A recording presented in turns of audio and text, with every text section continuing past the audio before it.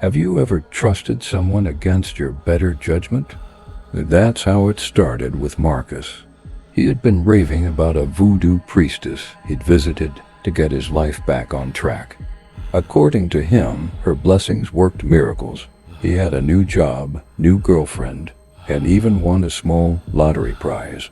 When I told him about the streak of bad luck I'd been having, he insisted I meet her.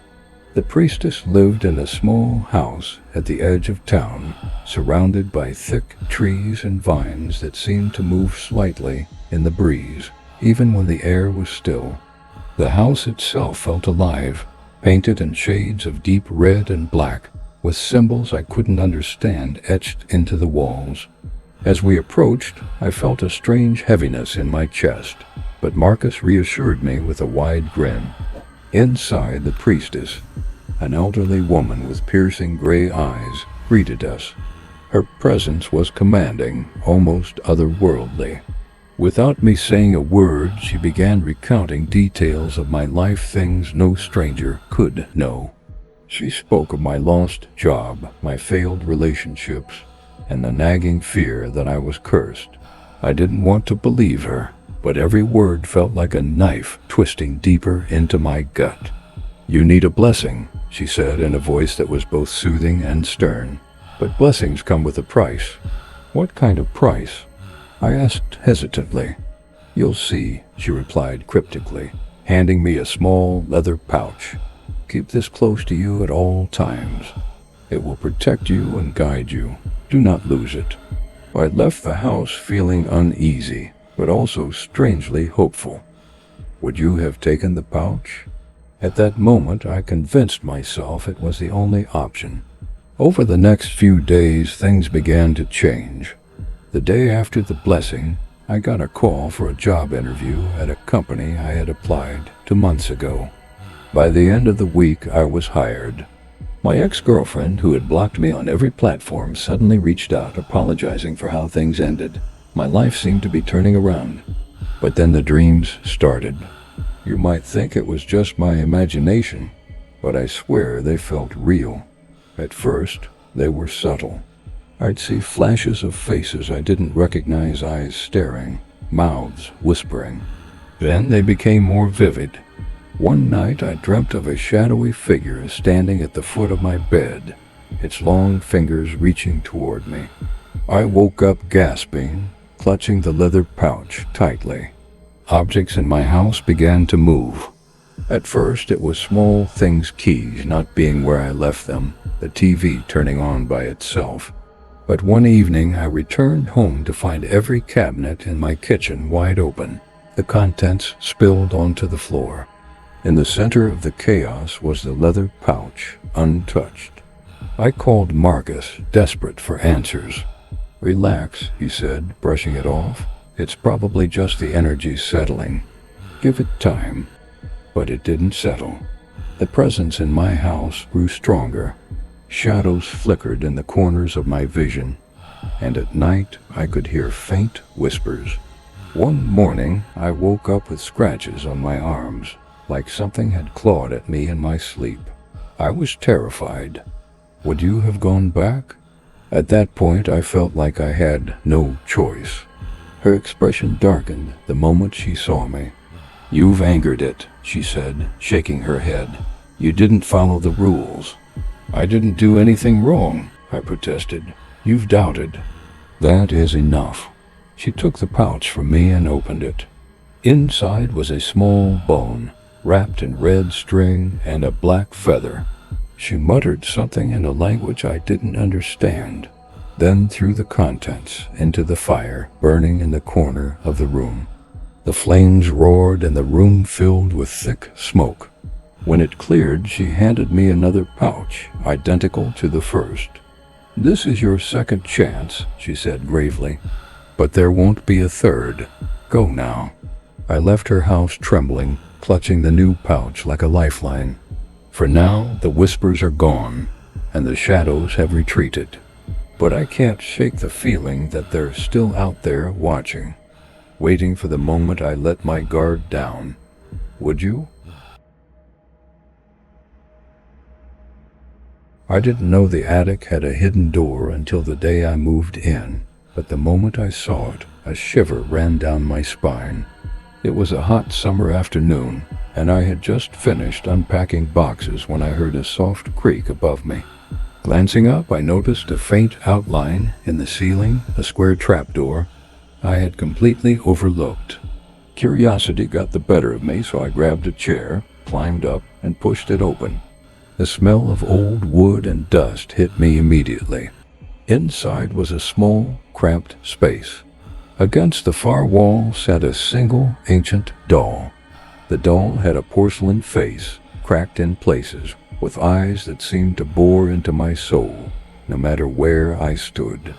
Its dress was tattered, and its tiny hands were clasped together as if in prayer, but its cracked face carried a sinister expression, almost as if it was mocking me.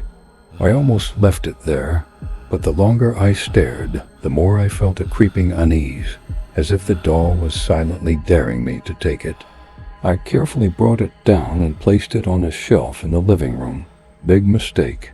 That night, I was jolted awake by a faint thudding sound, like something tapping insistently against the walls.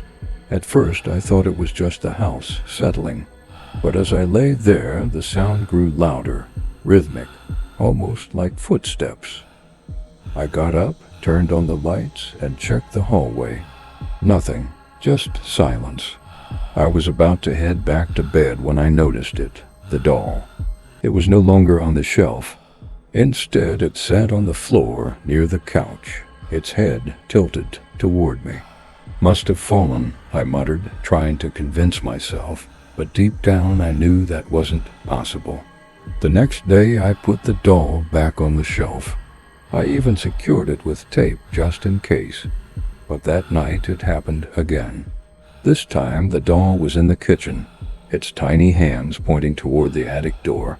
My stomach churned. How could it move on its own? I didn't touch it. I couldn't. By the third night, the air in my house felt suffocatingly heavy.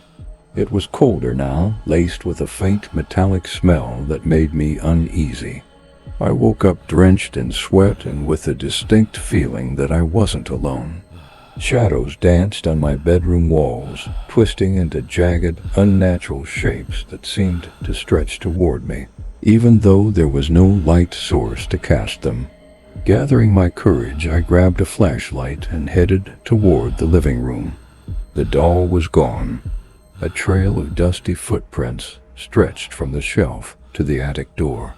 My heart pounded as I followed the trail, my flashlight trembling in my hands. When I reached the attic, the trapdoor was already open. The ladder creaked under my weight as I climbed up.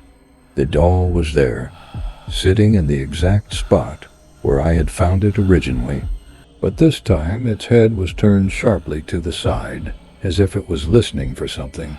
Next to it, carved into the wooden floor, were symbols I didn't recognize, like spirals and strange shapes, glowing faintly, as if they pulsed with a heartbeat of their own. Suddenly, the trapdoor slammed shut beneath me. The deafening bang echoed, as though a great force had thrown it closed. I dropped the flashlight in shock, plunging the attic into darkness. Panic surged through me as I fumbled for the flashlight, but before I could find it, a voice whispered in my ear, "Leave." I scrambled down the ladder, almost breaking my ankle in the process.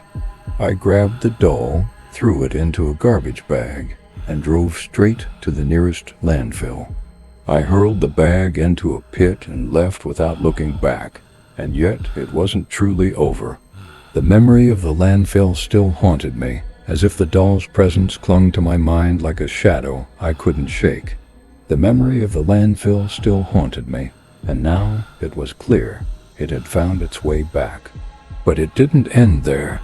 A week later, I found the doll sitting on my kitchen table, its cracked porcelain face twisted into a smile that seemed impossibly wider, almost human-like. I grew up in a small town where superstitions were as common as Sunday church services. My grandmother had one rule she drilled into me from a young age: never visit the healer's house. It's cursed, she'd say, her voice trembling. No good comes from there. I never understood her fear. The house was old and creepy, sure, but cursed? It sat at the end of a dirt road, shrouded by ancient oaks whose branches hung low, almost as if trying to shield it from view. It was the kind of place you dared your friends to visit on Halloween, nothing more, or so I thought. Years later, when I was in my 20s, a relentless illness hit me out of nowhere. No doctor could explain it. Fevers, chills, weakness. I felt like a ghost in my own body. Desperate for answers, I remembered the healer. My grandmother's warnings echoed in my mind, but desperation won. I found myself walking down that dirt road, the trees seeming to whisper as I passed. The healer, a woman named Eliza, answered the door before I could even knock. She looked younger than I expected, with piercing green eyes that seemed to see right through me. "You've been carrying a heavy weight," she said, her voice calm but unsettling. "Come in." The inside of the house was unlike anything I had imagined. It smelled of herbs and smoke, with shelves lined with jars of strange, unidentifiable substances. The walls were covered in symbols, some I recognized from old books, others completely foreign. Eliza guided me to a chair and began mixing ingredients into a bowl, humming softly as she worked. "You've been cursed," she finally said, her eyes locking onto mine. "Cursed?" I repeated, my stomach dropping. "By who?" "That doesn't matter," she replied. "What matters is lifting it. But you must understand, curses always leave a mark." I didn't know what she meant, and I didn't care. I just wanted to feel normal again. She handed me a cup of something foul-smelling and told me to drink. "Don't hesitate," she warned. "Hesitation weakens the magic." The moment the liquid touched my tongue, I felt as if my body were on fire. I couldn't breathe, couldn't think. The world spun around me and then everything went black. When I woke up, I was on the floor. Eliza stood over me, looking drained but satisfied. "It's done," she said simply. I left the house feeling lighter, almost like a new person. For the first time in months, the fever was gone, the chills subsided. I thought the nightmare was over. It wasn't. That night I woke up to the sound of whispering. At first I thought it was a dream, but the whispers grew louder, more insistent. They came from the mirror in my bedroom. I stared at it, frozen, as a shadowy figure emerged within the glass. Its eyes glowed red and its mouth moved, though I couldn't understand the words. The next day, my reflection looked off. Not wrong exactly, but delayed, as if it moved just a fraction of a second after I did. Every time I looked in the mirror, I felt a chill run down my spine. By the third day, things escalated. I would catch glimpses of movement in the corner of my eye, always in reflective surfaces. Shadows seemed to ripple unnaturally in the glass, and the whispers followed me everywhere. I couldn't escape them. I returned to Eliza's house, terrified and demanding answers. Her face paled when she saw me. "You've disrupted the balance," she said, her voice barely above a whisper. "Curses are like roots. They cling to whatever they touch, even after they're severed." "What balance?" I demanded. "You said the curse was lifted." "The curse is gone," she admitted. "But its remnants, the echoes of what bound you, have attached to you." "What does that even mean?" "It means they'll follow you now. You've become their anchor." I begged her to fix it, to do something, anything. She shook her head, her green eyes filled with pity. "There's nothing more I can do. Once they latch on, they don't let go." I left her house in a daze, the whispers growing louder with every step I took. Now I avoid mirrors entirely. But it doesn't help. They're always there, in the edges of windows, in the gleam of a knife, in puddles on the street, watching, whispering. Would you have gone to her? Knowing what I know now, I wish I hadn't. The bracelet wasn't supposed to be mine. It belonged to a stranger, a woman I'd never met, who handed it to me in a grocery store parking lot. You need this, she said, her voice calm but urgent. Before I could refuse, she pressed it into my palm and walked away, disappearing into the crowd. It was a simple bracelet made of dark beads strung together with a clasp shaped like a serpent. Something about it felt off. I should have tossed it, but I didn't. Instead, I slipped it into my pocket and drove home, thinking little of it. That night, I had the most vivid dream of my life. I was standing in the middle of a dense forest, surrounded by towering trees and the sound of drums echoing in the distance. The air was thick with smoke and the smell of something burning. Around me, figures danced in a circle, their faces painted, their movements hypnotic. One of them turned to me and whispered, "Keep it safe." When I woke up, the bracelet was on my wrist. At first, I thought I'd put it on in my sleep, but the more I stared at it, the more I realized the clasp was impossible to fasten without effort. There was no way it could have slipped on by accident. From that day on, strange things started happening. Strangers would glance at my wrist and smile knowingly, as if they recognized the bracelet. Animals behaved oddly around me. Dogs would bark uncontrollably, and birds seemed to gather on power lines, watching me as I passed. And then there were the dreams. Every night I returned to the forest. The drums grew louder, the dancers closer. The whispers became words, though I couldn't understand them. Each morning I woke up more exhausted, as if I hadn't slept at all. One afternoon I tried to remove the bracelet. It wouldn't budge. The clasp was stuck, no matter how much I twisted and pulled. Panic set in as I realized it was tighter than before, pressing into my skin. By evening, my wrist had started to bruise. That night, the dream changed. The forest was gone, replaced by a vast, dark ocean. I stood on the shore as waves crashed around me, and a figure emerged from the water. It was a woman, her eyes glowing like embers, her voice echoing in my mind. "You've been chosen," she said. "Do not fight it."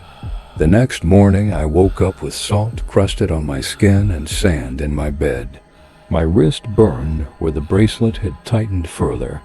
The beads seemed darker now, almost black, and the serpent clasp felt warm to the touch. Desperate, I went to a pawn shop, hoping to find someone who could break the bracelet. The owner, an elderly man, took one look at it and recoiled. "Where did you get this?" he demanded. "It was given to me," I said, my voice trembling. "Can you take it off?" He shook his head. "This isn't just jewelry, it's a binding. Whoever gave it to you passed their burden to you." "What does that mean?" "It means you're marked," he replied, lowering his voice. "And marks like this don't go away easily." I begged him for help, but he only muttered a prayer and refused to touch the bracelet again. Frustrated and scared, I left the shop, the bracelet feeling heavier than ever. The dreams became nightmares. The ocean rose higher. The figure's whispers turned into demands. My wrist throbbed constantly, the skin beneath the bracelet now raw and red. Shadows moved in my apartment, and the once quiet whispers filled every corner of my mind. Finally, I decided to confront the forest from my dreams. I drove to a nearby wooded area, hoping to find answers. As I walked among the trees, the drumming in my head grew louder. I stopped in a clearing, the air heavy and still. Without warning, the bracelet snapped open and fell to the ground. For a moment, everything was silent. Then the wind picked up, howling through the trees. The bracelet dissolved into ash, scattering in the breeze. I thought it was over. but the whispers haven't stopped. They've changed, though no longer coming from the bracelet, but from somewhere deep inside me. Would you have kept the bracelet? I wish I had thrown it away that first night. It started as a joke. My friends and I were bored one Friday night and decided to check out the old cemetery on the edge of town. Everyone in the area knew the stories about it, how voodoo rituals had been performed there decades ago, and how people claimed to hear chanting if they visited at night. "Let's see if the spirits are real," Brian said, smirking as he held up a flashlight. "Or are you all too chicken?" None of us wanted to back down. So, armed with flashlights and a sense of false bravado, we climbed into his car and made our way to the cemetery. The drive was filled with nervous laughter and exaggerated dares, but the moment we arrived, the mood shifted. The air felt colder, heavier. The tall iron gates creaked as we pushed them open, and the flashlight beams barely cut through the thick darkness. "This place is creepy as hell," Lisa muttered, clutching my arm.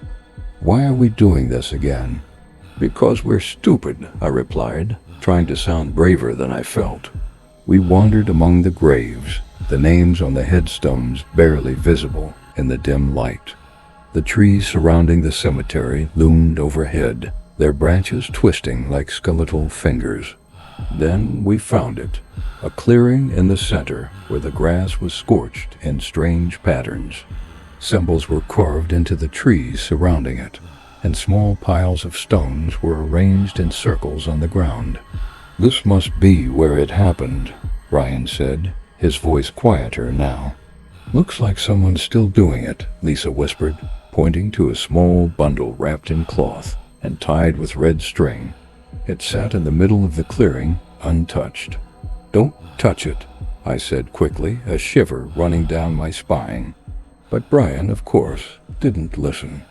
He knelt down, poking at the bundle with a stick. "Relax," he said. "It's probably just some old junk." The moment his stick touched the bundle, the wind picked up. It wasn't a gentle breeze, it was a sudden, violent gust that extinguished our flashlights and filled the air with the scent of burning wood. We all froze as a low hum began, growing louder and deeper until it felt like the ground itself was vibrating. "What the hell is that?" Lisa shouted, grabbing my hand. The hum turned into chanting, a chorus of voices speaking in a language none of us could understand. Shadows danced around us, though there was no light to cast them. And then we saw it, a figure at the edge of the clearing, cloaked in darkness. Its form was indistinct, but its eyes glowed, piercing through the night. "Run!" I screamed, pulling Lisa with me. Brian and the others were right behind us as we stumbled through the graves, the chanting growing fainter but never fully fading. My heart felt like it would burst as we finally reached the car and piled in, slamming the doors shut. "Drive!" Lisa shouted, her voice trembling. Brian didn't need to be told twice. The car roared to life, and we sped down the deserted road, the cemetery quickly disappearing behind us. We didn't speak on the way back. The air in the car was heavy with unspoken fear, each of us trying to rationalize what we had seen. But deep down, we knew. Whatever we had disturbed, it wasn't gone. That night, I couldn't sleep. Every time I closed my eyes, I saw the figure's glowing eyes staring back at me. The whispers started a few days later, soft at first, like the wind, but growing louder each night. Sometimes I'd see shadows moving in the corners of my room, and I'd wake up with the sensation of cold fingers brushing against my skin. The others experienced similar things. Brian called me one night, his voice panicked. "I keep hearing footsteps outside my window," he said. "But there's no one there." Lisa stopped coming to school.